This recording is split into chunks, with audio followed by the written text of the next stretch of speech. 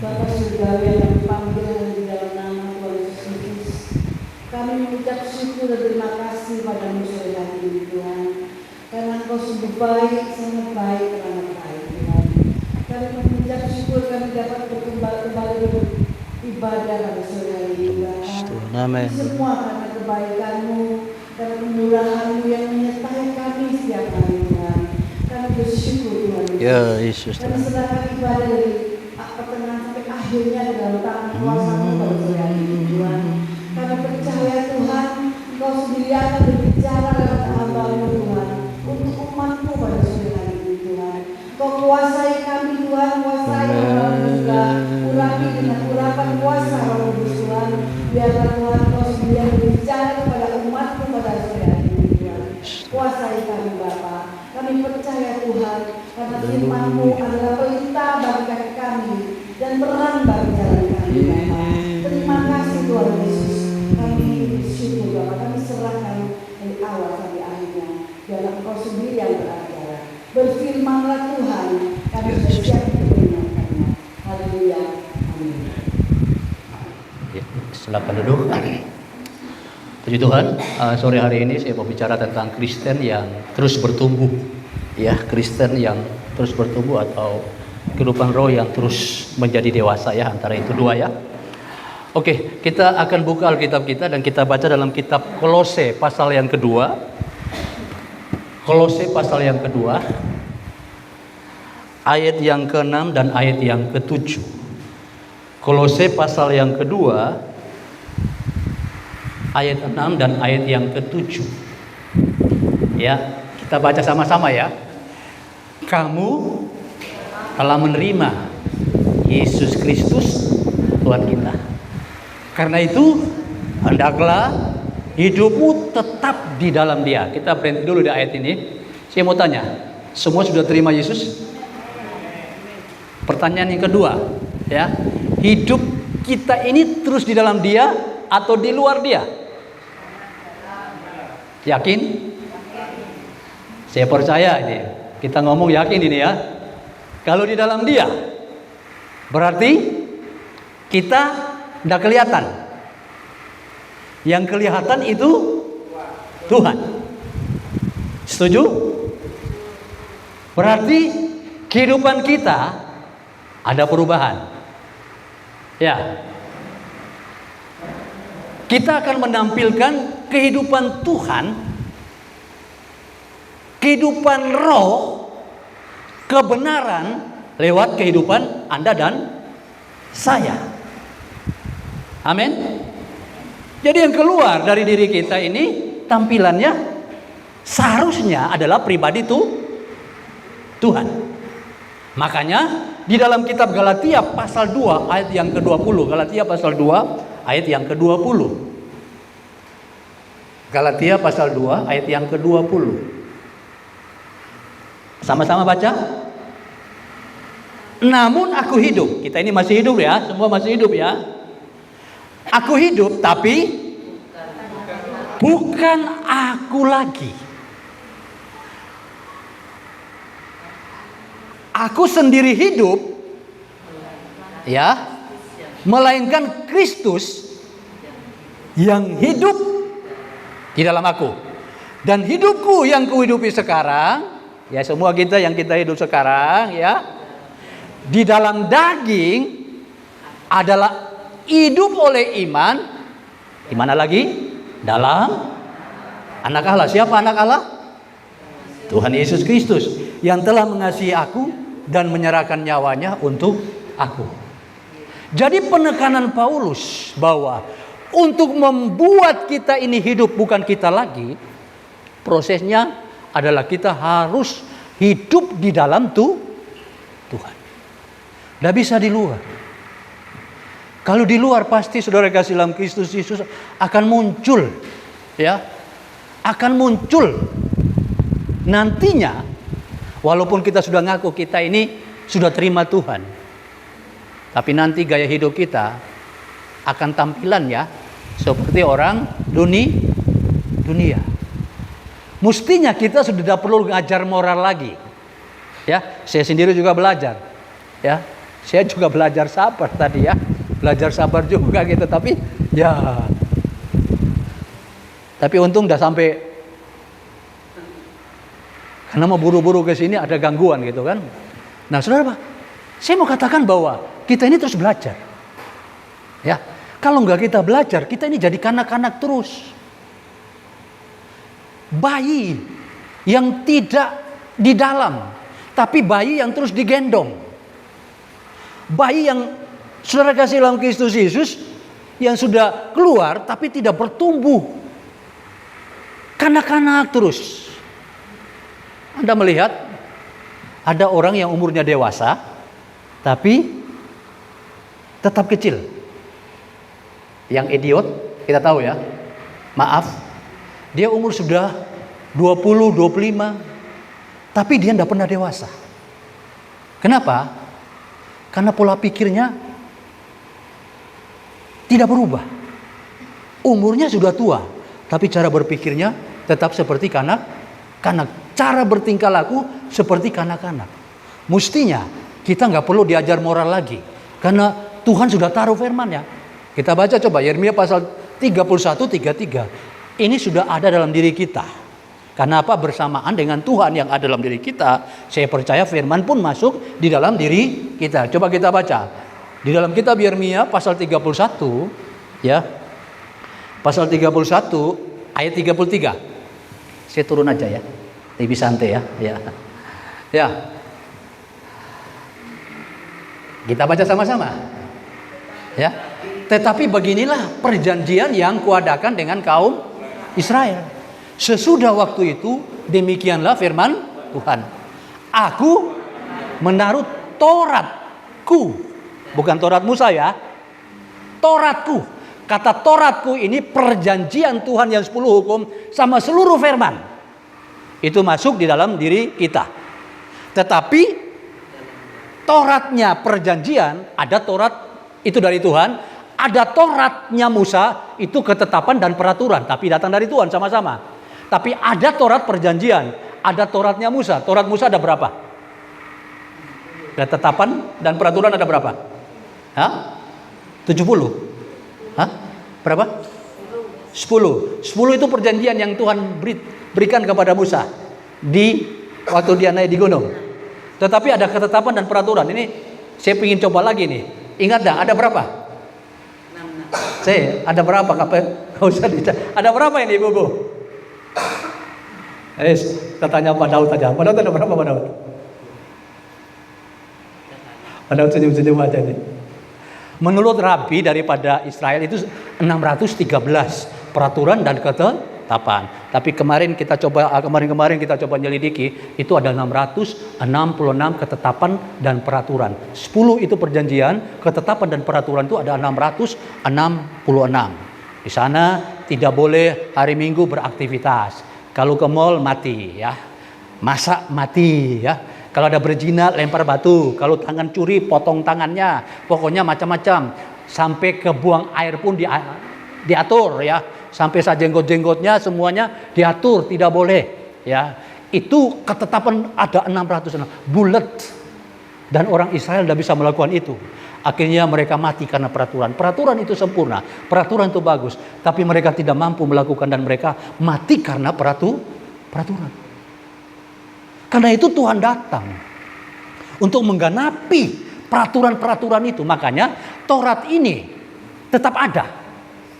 Tetapi Tuhan sudah menggenapi. Makanya Paulus bilang di dalam Efesus pasal yang kedua ayat yang ke-17 kalau 15 coba. Ini yang seringkali dikatakan bahwa Taurat itu masih ada dan digenapi. Memang di dalam kitab Matius tidak satu iota pun Tuhan hapus. Taurat itu tidak dihapus. Harus tetap ada. Kalau dihapus, kita tidak bisa melihat ini ceritanya.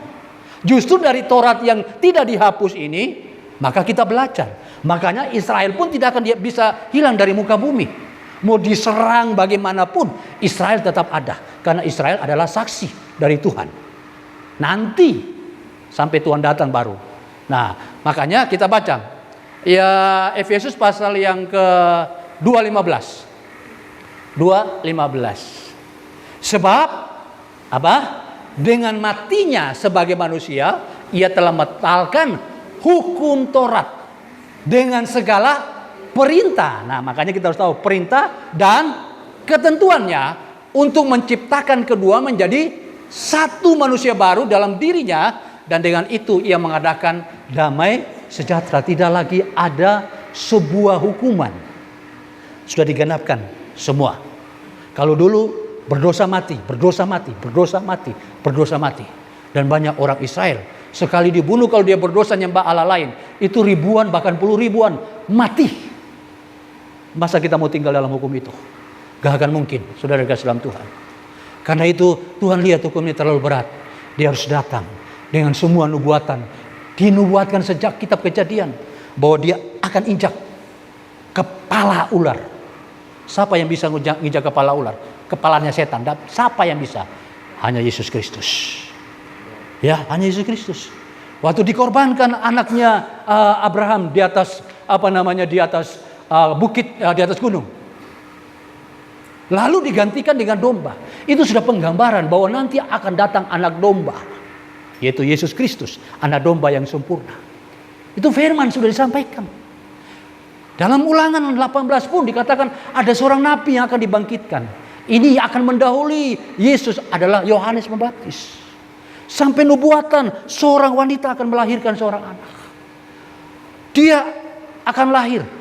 Kekuasaan ada pada dia.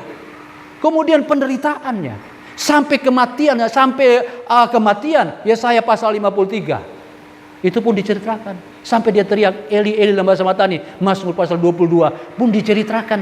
Semua digenapkan. Tanda-tanda mujizat dilakukan pun itu semua penggenapan firman Tuhan. Karena orang Israel tidak akan percaya sama Tuhan kalau tidak ada mujizat. Maka mereka akan mau melihat mujizat. Walaupun sudah banyak mujizat, mereka tidak percaya sama Tuhan. Padahal mujizatnya spektakuler. Mujizatnya luar biasa.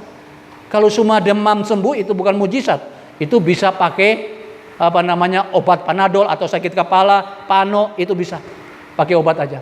Mujizat itu yang tidak bisa dilakukan oleh manusia, hanya bisa dilakukan oleh Tuhan. Tapi kata bahasa mujizat ini seringkali hanya banyak yang kita pakai. Mujizat Tuhan terjadi dalam diri saya. Mujizat itu yang tidak bisa dilakukan oleh manusia. Yang tidak bisa dilakukan oleh manusia adalah menebus kita dari dosa, memberikan kita Roh Kudus. Kalau mujizat-mujizat yang secara lahiriah itu sudah diceritakan dalam kitab Perjanjian Lama, itu terjadi. Makanya saya mau beritahu saudara dalam Tuhan, mujizat akan menarik orang banyak datang kepada Tuhan. Banyak datang kepada, tapi motivasinya cari mujizat. Contohnya, waktu Yesus bikin mujizat 2 ikan dan 5 roti dimakan oleh 5.000 orang laki-laki, belum termasuk istri dan anak-anak. Banyak yang datang enggak? Setelah itu banyak lebih datang lagi. Waktu mereka datang, Yesus berkata begini, aku ini roti hidup. Waktu dibilang roti hidup, mereka tetap ikut Tuhan. Mereka mundur semua. Karena yang mereka cari adalah mujizat.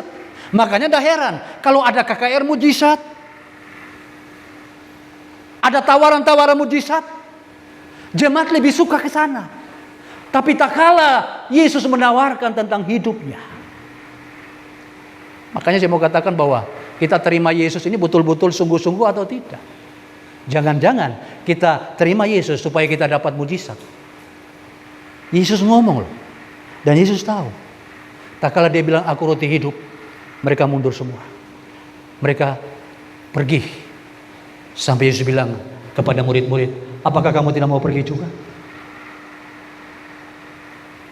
Susah kalau kita bicara tentang keselamatan. Orang tidak tertarik sama ini. Tapi tak kala engkau melihat di sana ada flyer, ada spanduk, datanglah ke KKR. Lawatan Tuhan terjadi, orang lumpuh berjalan, ya, buta melihat. Kemudian apalagi tuli mendengar. Setelah kita datang nggak ada. Kalau memang betul-betul terjadi, panggil dokter ke situ untuk melihat langsung apakah benar-benar terjadi. Ya stroke ya jalan ya udah biasa begini-gini, Pak. Tapi orang mengadu banyak. Tak kalah kalimat-kalimat itu mengatakan, KKR mujizat, buta melihat, telinga bisu tuli mendengar, bisu bicara. Orang datang ke sana. Tapi untuk datang kepada Yesus sangat sulit. Pertanyaannya, apakah kita seperti itu? Kalau kita masih seperti itu, kita bukan Kristen yang sudah menerima Yesus karena keselamatan. Kita menerima Yesus karena pingin cari berkat, pingin cari mujizat, pingin cari sesuatu yang lahiriah. Bapak Ibu Saudara kasih dalam Kristus Yesus, ini kekristenan yang terjadi. Tak kala Tuhan menawarkan dirinya, jarang. Makanya dalam Lukas pasal yang ke-13, kalau Anda baca di sana, Yesus berjalan dari desa ke desa, dari kota ke kota, mengajar. Ya. Waktu dari desa ke desa, kota ke kota, dia pergi untuk mengajar. Tidak ada orang tertarik.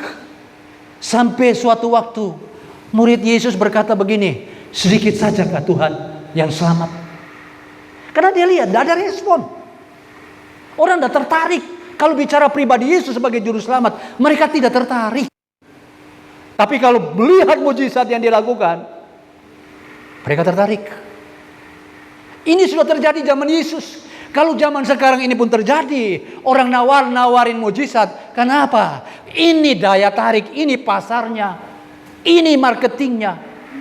Untuk menarik banyak orang Kristen, harus seperti itu. Ini Kristen yang sangat-sangat lemah. Kristen yang tidak akan bisa bertumbuh. Kristen yang betul-betul akan gagal di dalam pengiringan dan pelayanan. Bapak Ibu Saudara kasih dalam Kristus Yesus, sampai Yesus bilang begini, berjuanglah melalui pintu yang sesat. Karena inti dari perjanjian baru hanya apa? Bertobat. Ada pengampunan yang diberitakan kepada Yesus. Kemudian ada pertobatan yang diberitakan oleh Yesus. Kemudian saudara kasih dalam Kristus Yesus, ada Roh Kudus yang akan diberikan sebagai penolong. Roh Kudus yang memimpin kita. Bahkan Roh Kudus yang akan terus sampai kita mati, kemudian dibangkitkan. Itu pun pekerjaan daripada Roh Kudus sampai kita pakai tubuh kemuliaan. Ini yang kita mesti kejar. Kalau sifat materi saudara kasih dalam Tuhan, kita lebih baik ke Gunung Kawi saja. Ke dukun saja saudara kasih dalam Tuhan. Banyak pendeta yang menawarkan itu. Kalau kamu ikut Tuhan, kamu berhasil, kamu sukses, kamu punya masa depan, akan baik, akan luar biasa dan sebagainya. Dibumbui kalau kamu kasih perpuluhan. Sekarang ini kan itu. Kamu kasih perpuluhan. Kamu akan mengalami kesukaan dan berbahagia. Dan kamu akan diberkati. Pelalang, pelahap, pengeri, pelompat dan tidak ada lagi. Saudara kasih dalam Kristus Yesus, perjanjian lama itu peraturan yang diatur pada waktu itu sudah digenapkan. Sudah digenapkan, tapi kita coba balik lagi ke Taurat. Karena Taurat ini banyak janji-janji jasmani. Enak, Pak. Saya sekarang ini tidak berani menyentuh ke situ. Bahaya, karena Alkitab katakan satu dilakukan, harus semuanya dilakukan. Satu dilakukan dalam Taurat, peraturan dan ketetapan, maka semua harus dilakukan. Jangan sampai kita kejebak ke sana. Kenapa? Kita pelayanan ini kan sementara. Pak Daud mungkin pelayanan 50 tahun, setelah itu pulang. Masa kita mesti korbankan keselamatan dengan pelayanan yang kita tawarkan yang lain? Bapak Ibu mengiring Tuhan, paling banter mungkin 50 tahun juga, 60 tahun juga mungkin. Karena umur kita sudah mendekat. Ya. Terus kita mau korbankan. Mencari Tuhan hanya itu. Tuhan itu tahu dia Bapa yang baik. Ya, dia Bapa yang baik. Makanya dia bilang, mintalah, maka diberikan. Ketoklah, maka pintu dibuka. Carilah, maka engkau akan mendapatkan. Apa yang dijanjikan? Tuhan janji lagi, itu Roh Kudus. Jadi mintanya Roh Kudus, carinya Roh Kudus, ketoknya Roh Kudus. Tapi ayat Matius ini nggak dilihat di dalam kitab Lukas pasal 11. Akhirnya diselewengkan. Ayo minta apa saja. Minta mobil, minta rumah, minta apa saja. Kamu akan dapat. Padahal di Lukas pasal 11 itu menjelaskan tentang janji Bapa memberikan, yaitu Roh Kudus. Kalau Roh Kudus ada, itu dirinya sendiri. Masa sih dia akan biarkan kita? Kalau ini pelayanan yang dibangun oleh Roh Kudus, yang dipercayakan kepada Pak Daud dan semua rekan-rekan di tempat ini, dan kalau Roh Kudus ada dalam kehidupan Pak Daud dan teman-teman di tempat ini, kalau ini pekerjaan Roh Kudus, saya percaya Roh Kudus tidak akan biarkan. Amin. Roh Kudus tidak akan biarkan. Ada tantangan ya jalan terus. Ada masalah ya jalan terus. Wong ada Roh Kudus kok. Kalau kita mandek berarti Roh Kudus juga berarti bukan Roh Kudus. Murid-murid itu menerjang penderitaan mereka lewati. Mereka bahagia dengan penderitaan. Ya, coba kita baca saudara kasih dalam Kristus Yesus di dalam kitab 1 Tesalonika pasal yang ketiga. 1 Tesalonika pasal yang ketiga. Karena mereka tahu ada Roh Kudus. Setelah mereka menerima Roh Kudus, berbeda pola pikirnya, berbeda cara pandangnya, berbeda cara pelayanan mereka kepada Tuhan. Kita baca 1 Tesalonika pasal yang ketiga. Ya, pasal yang ketiga. Ayat yang ketiga. Ayat 3. Sama-sama baca. Supaya jangan ada orang yang goyah iman. Berarti ada yang goyah. Karena kesusahan ini. Kamu sendiri tahu. Wah ini. Bahwa kita ditentukan untuk itu. Ini kalimat ini kalau kita pahami dan kita renungkan, kemudian kita resapi dan kita mulai masukkan dalam hati. Ikuti Yesus itu penderitaan. Supaya jangan ada orang yang goyah iman. Berarti ada banyak orang karena kesusahan dia goyah iman. Tapi saya berharap teman-teman hamba Tuhan di tempat ini, ya, Pak Daud dan semua jemaat Tuhan di tempat ini tidak akan pernah goyah iman. Amin. Kita tambah juga di dalam Filipi pasal 1 ayat 29. Filipi pasal 1 ayat 29. Sama-sama kita baca 1, 2, 3. Sebab kepada kamu dikaruniakan bukan saja percaya. Kalau percaya toh enak. Ya. Bukan kalau percaya aja Yesus, percaya Tuhan Yesus masuk surga enak. Kadang ada pengajaran mengatakan sekali selamat, yang penting percaya sama Yesus walaupun dosa jalan terus, ya. Melainkan juga untuk menderita untuk dia. Ini jelas. Makanya murid-murid mereka siap. Leher dipotong gak ada masalah. Tubuhnya dikuliti gak ada masalah. Dibakar gak ada masalah. Bapak Ibu Saudara kasih dalam Kristus Yesus, mereka disalibkan ke bawah gak ada masalah. Dilempar dengan batu gak ada masalah. Karena mereka melihat kekekalan, kehidupan dalam surga bersama dengan Tuhan Yesus. Dan Tuhan Yesus telah memberi contoh di dalam tubuhnya sendiri penderitaan yang dia alami. Karena Paulus berkata, penderitaan yang dialami oleh kita itu tidak melebihi seperti penderitaan Tuhan Yesus Kristus. Kita baru masalah ekonomi sudah goyah, baru sakit sudah goyah. Bagaimana menjadi Kristen seperti Kristen mula-mula?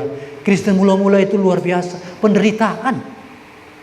Mereka dikucilkan dan mereka dikejar untuk dibunuh. Karena itu mereka beribadah dari rumah ke rumah tertutup. Kalau ada yang berlebihan itu memberi makan kepada yang kekurangan. Karena mereka setengah mati mau ibadah, terselubung. Karena mereka percaya kepada Yesus, penderitaan yang luar biasa zaman itu. Makanya ada kalimat, ada dosa yang membawa maut, ada dosa yang tidak membawa maut. Yohanes menjelaskan itu. Kenapa? Pada waktu itu kalau orang menerima Yesus, itu dikatakan dosa. Tapi murid-murid termasuk Yohanes menjelaskan, ini dosa tidak membawa maut, tapi dosa membawa keselamatan.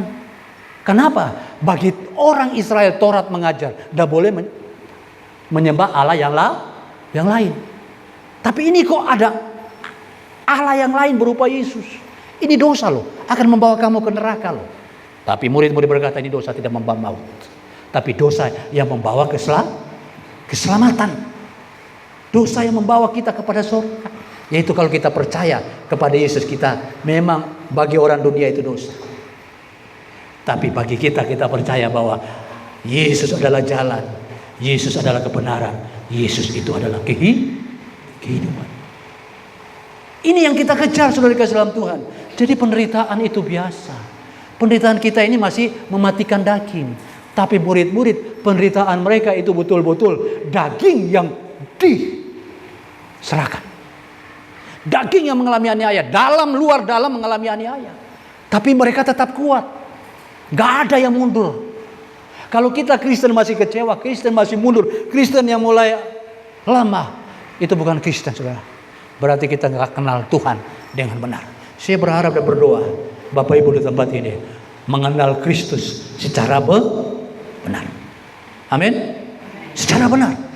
Ya, kita kemudian lanjut lagi tadi di Kolose pasal yang kedua, ayat yang ke-7. Tadi saya baru baca ayat yang ke-6, ayat yang ke-7. Coba kita baca ayat yang ke-7 dari Kolose pasal yang kedua. Kolose 2. Ya. Hendaklah apa? Kamu berakar di dalam. Ya. Jadi dia beri contoh, kamu ini harus berakar. Di dalam siapa? Di dalam Dia. Kalau kita ini berakar dalam Yesus, akar kita ini tertanam dalam Yesus. Kita ibarat pohon. Angin, badai, gelombang apapun, kita tidak pernah goyah.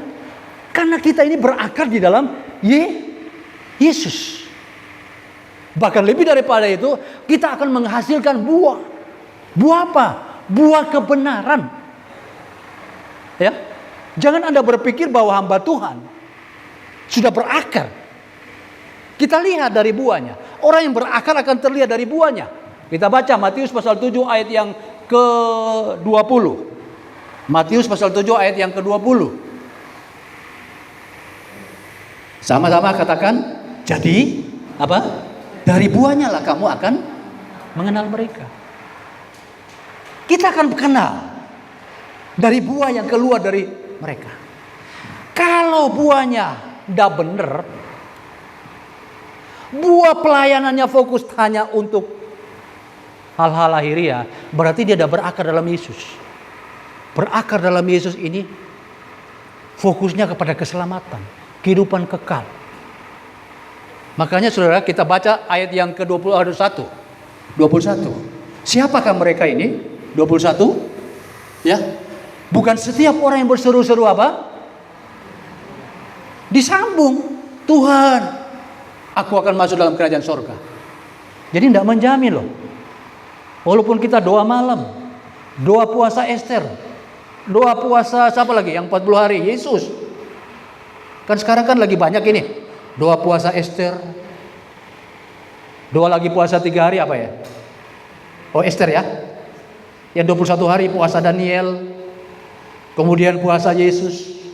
Doa siang dan malam. Teriak-teriak sama Tuhan. Kok Tuhan bilang? Ya. Bukan setiap orang yang berseru-seru kepadaku, Tuhan akan masuk dalam kerajaan surga. Melainkan dia yang melakukan kehendak Bapa yang di surga. Orang berdoa, walaupun doanya panjang, banyak doanya, tapi terlihat dari buahnya tadi sebelumnya, ayat yang ke-20. Buahnya apa menunjukkannya? Kenapa kita berdoa, kita menyembah bukan sekadar nyanyi seperti Pak Daud tadi. Bukan karena suaranya enak, pintar menyembah, pintar bahasa roh, katanya. Ya. Kalau itu memang ketentuannya, kita tidak masuk karena suara kita nggak enak. Apalagi bapak-bapak atau ibu-ibu yang suara tidak enak, tidak masuk surga. Karena dilihat dari penyembahan, pujian. Tapi kata penyembahan itu, saudara, ya kita menyembah dalam roh dan dalam roh dan kebenaran. Kita tunduk sama roh. Orang menghormati, tunduk, taat. kepada Tuhan, itu namanya penyembahan. Bukan mulutnya teriak-teriak. Walaupun mulutnya tidak teriak, tapi kalau kita taat, kita tunduk karena kita tahu Tuhan ada dalam hidup kita, itu namanya penyembahan. Tapi kalau kita ngoceh, nyanyi buanter, saudara kasih dalam Tuhan, pelayanan sibuk, doa teriak-teriak, tapi kalau kita nggak tunduk, nggak hormati, Bapak Ibu saudara kasih dalam Tuhan, itu bukan penyembahan. Penyembahan waktu kita tunduk, kita taat, kita hormati kepada Raja di atas segala raja yang tinggal di dalam kehidupan Anda dan saya. Itu namanya penyembahan. Sehingga penyembahan di mana saja. Makanya dikatakan menyembah dalam kebenaran. Dalam kebenaran, kita ada dalam kebenaran, kita ada di dalam penyembah, yaitu ketaatan, penghormatan kepada Tuhan. Tanda orang taat berarti dia melakukan kebenaran. Tanda orang hormat, dia mengikuti perintahnya. Itu yang namanya penyembahan. Tapi iblis pakai masuk. Ayo, bahasa roh, ayo nyembah Tuhan. Tapi saudara kasih dalam Kristus Yesus, ujung-ujungnya kehidupan. Sama dengan kita, sama karismatik. Dan ini miris banget. Saya melihat ini miris banget, saudara kasih dalam Tuhan. Seorang pelayan bisa melakukan seperti itu. Saya harus menyampaikan ini karena kita semua di tempat ini adalah aliran pelayanan karismatik yang doanya banter, puasanya banter, kemudian saudara kasih dalam Tuhan. Tapi ini hati-hati. Kemudian yang kedua dikatakan begini, 22.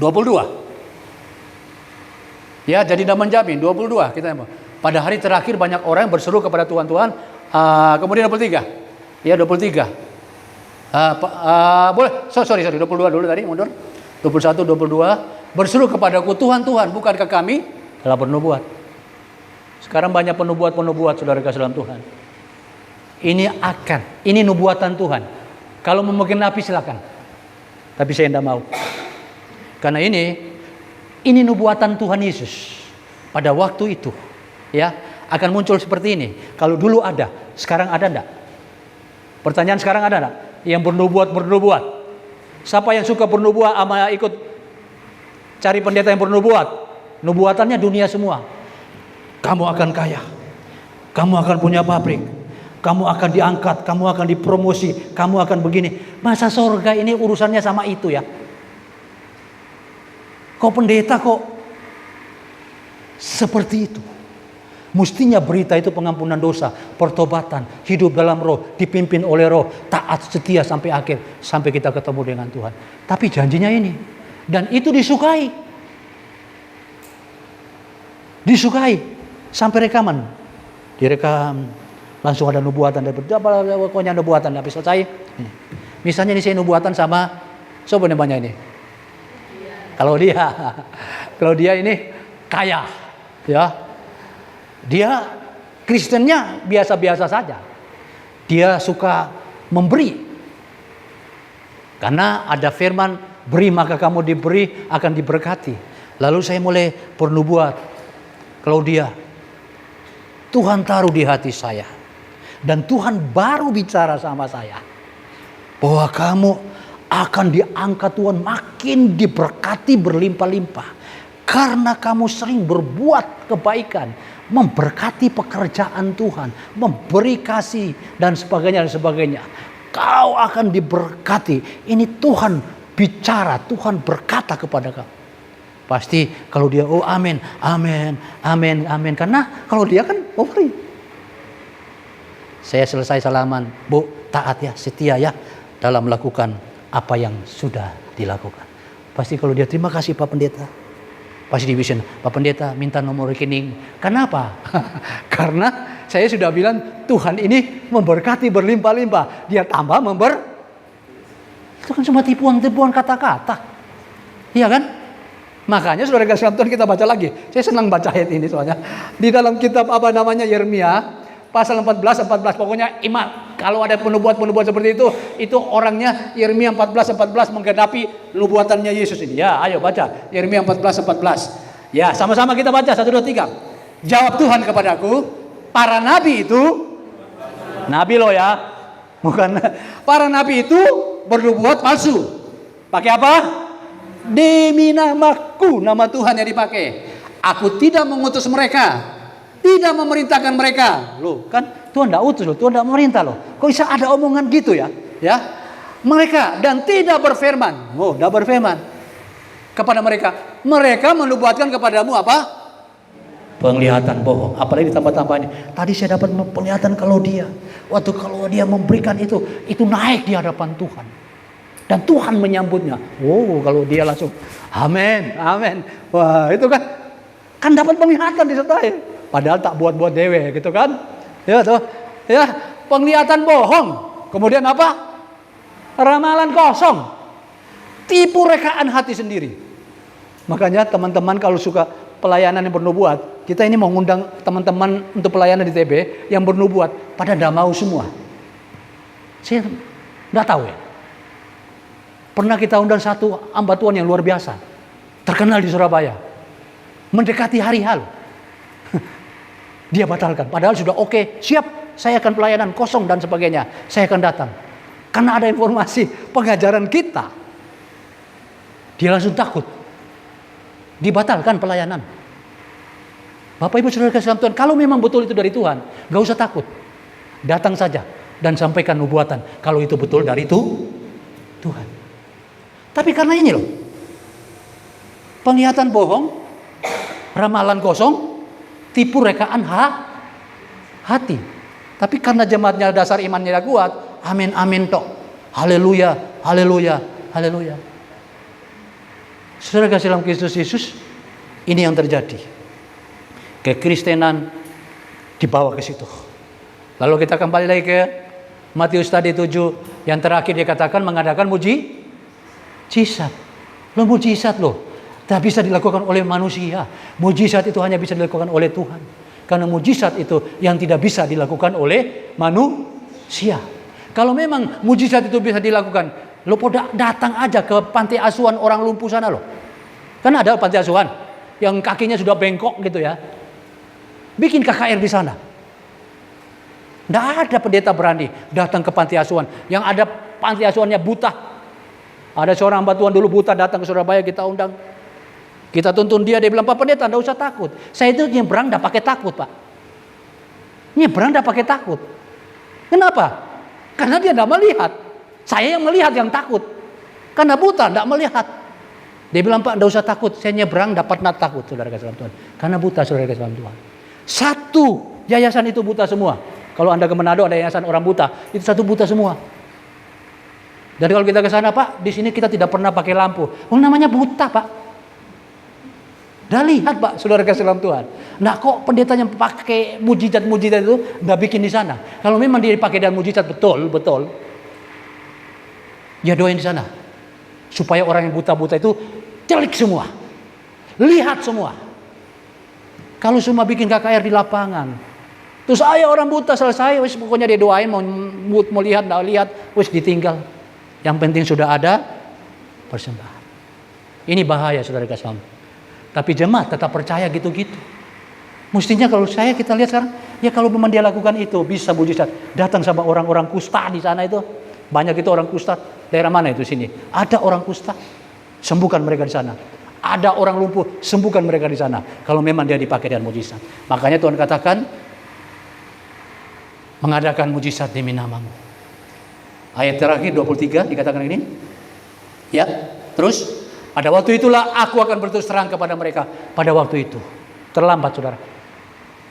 Kenapa? Kita sudah mati dan kita sudah menghadap tata pengadilan Kristus. Pada waktu itu, tak kala kita tidak ada di tata pengadilan Kristus. Dikatakan, pada waktu itulah aku akan berterus terang kepada mereka. Sekarang Tuhan sudah berterus terang, silakan. Pakai nama Tuhan silakan. Wis, buju-buju silakan. Hanya untuk mendapat Tuhan perut ini. Bujuk silakan. Tapi saya percaya hamba Tuhan di sini tidak ada. Amin. Tidak ada. Silakan. Pada waktu itu akan berterus terang. Terlambat.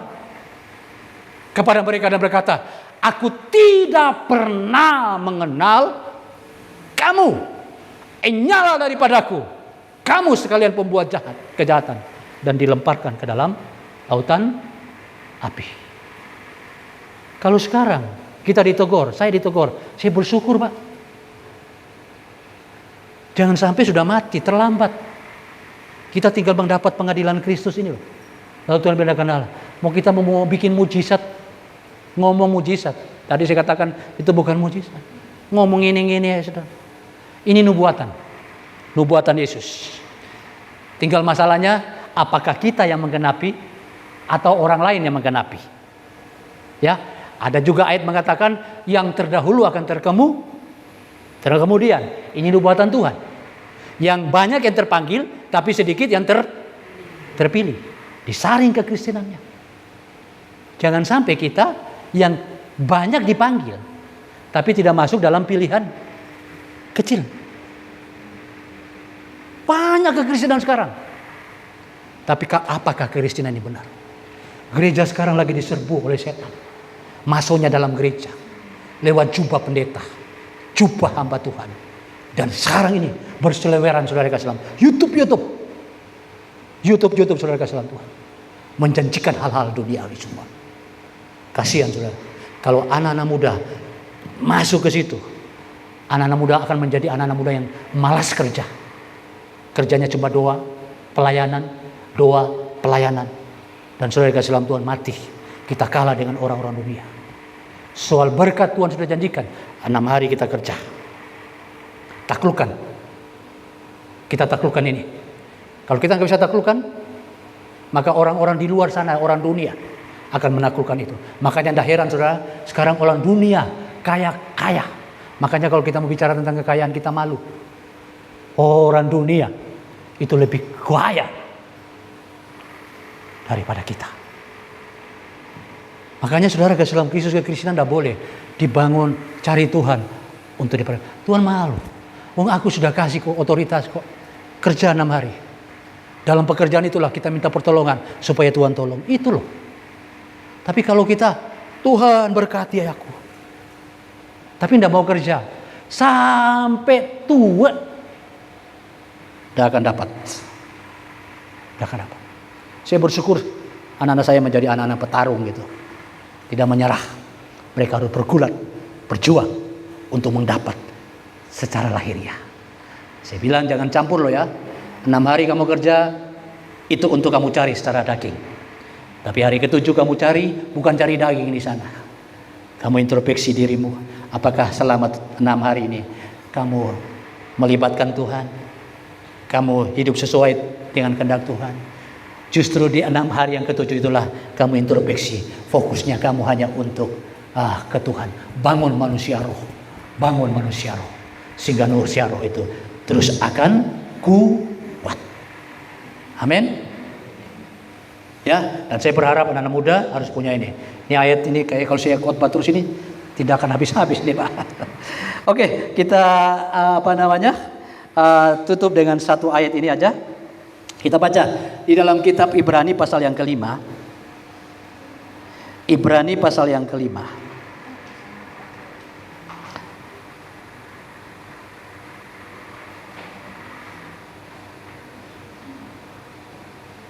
Ibrani pasal 5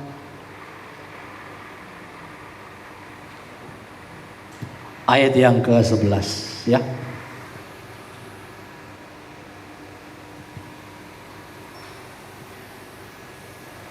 Ibrani 5 ayat 11 ya. Oke. Tentang hal itu banyak yang harus kami katakan.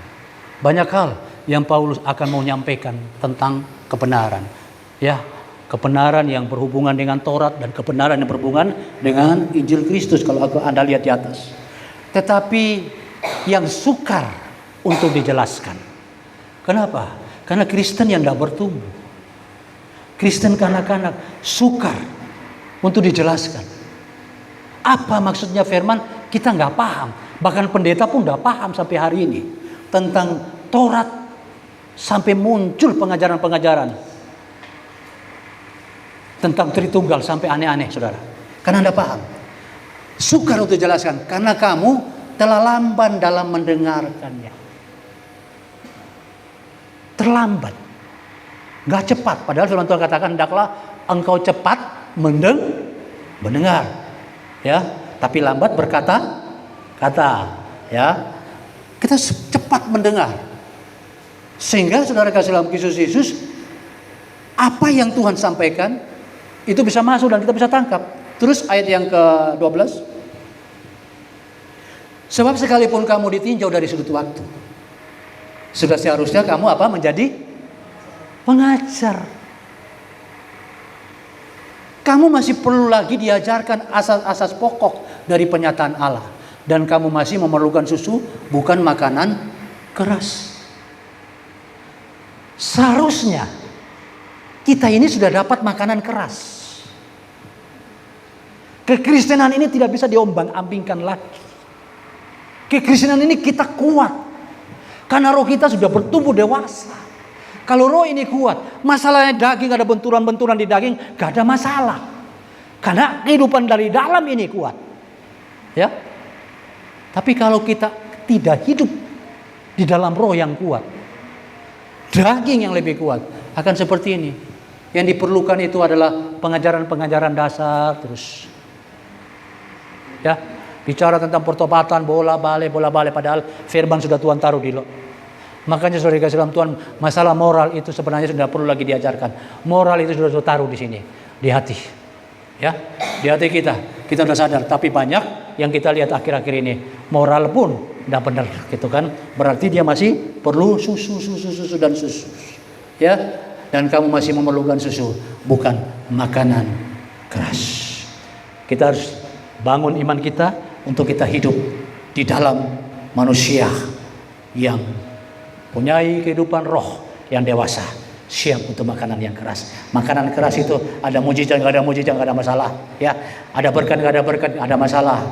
Pokoknya yang penting saya bisa meraih keselamatan, kehidupan kekal bersama dengan Yesus Kristus.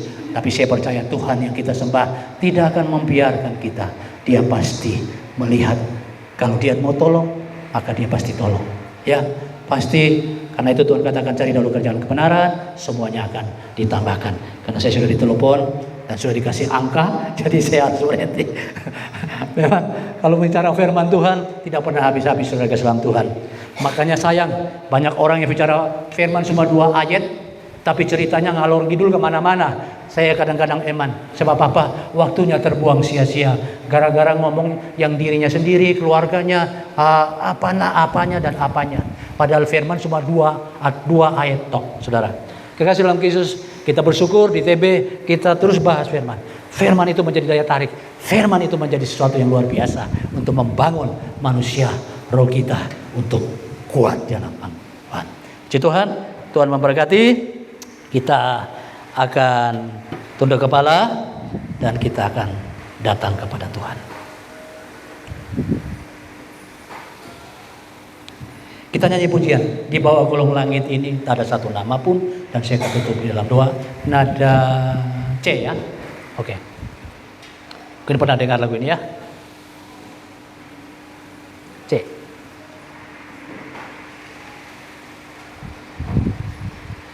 Mungkin boleh saya undang Pak Juli, undang istri saya semua, boleh sama-sama naik ke atas, kita nyanyi. Ya.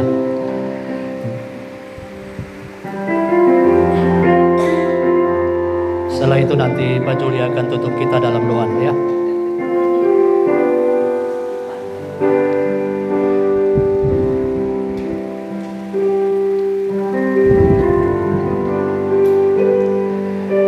Di bawah kolong langit ini tak ada satu nama pun yang bisa menjamin kita untuk diselamatkan.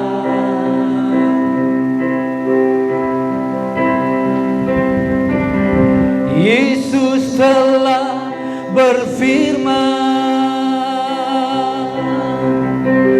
aku adalah jalan, kebenaran, dan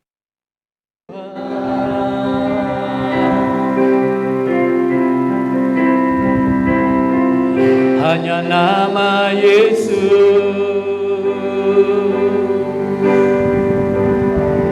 hanya nama Yesus, tiada yang lain. Di dalam namamu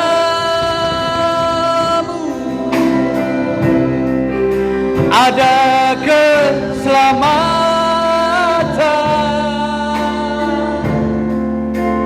di dalam namamu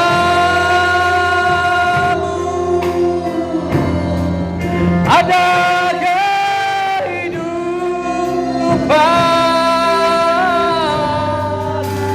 di dalam namamu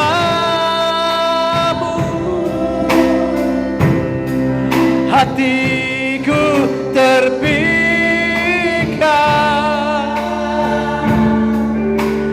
hanya namamu Yesus.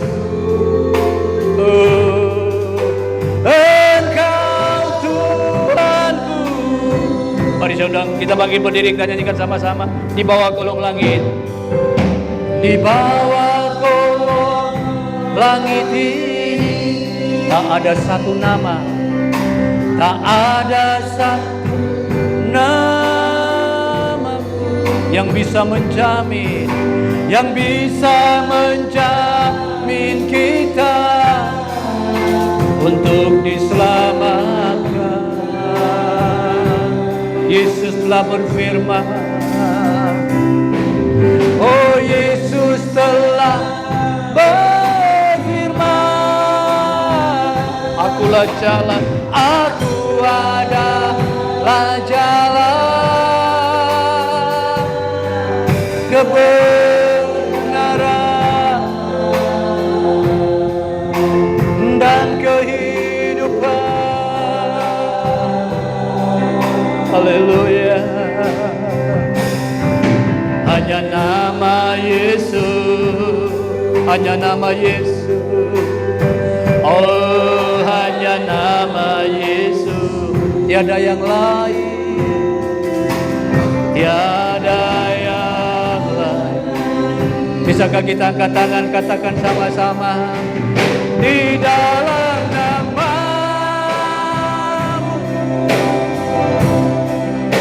ada keselamatan,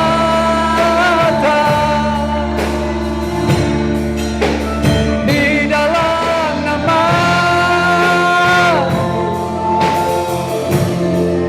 ada kehidupan,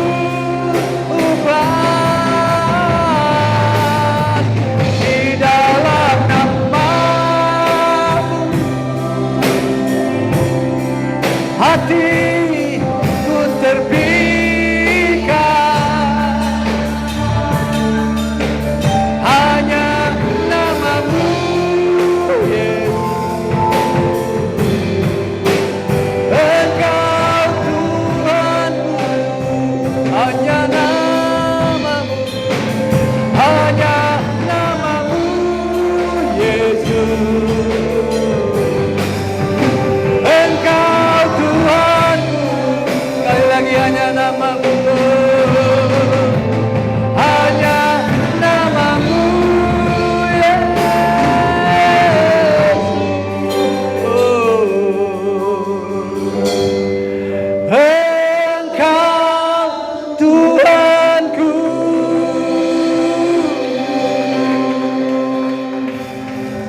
Saya minta Pak Juli berdoa. Dan baik-baik Bapak kami Tuhan Yesus Kristus, terima kasih Tuhan. Haleluya Untuk Tuhan. pada sore hari ini kami sudah mendengarkan apa yang Amin Tuhan. Ya.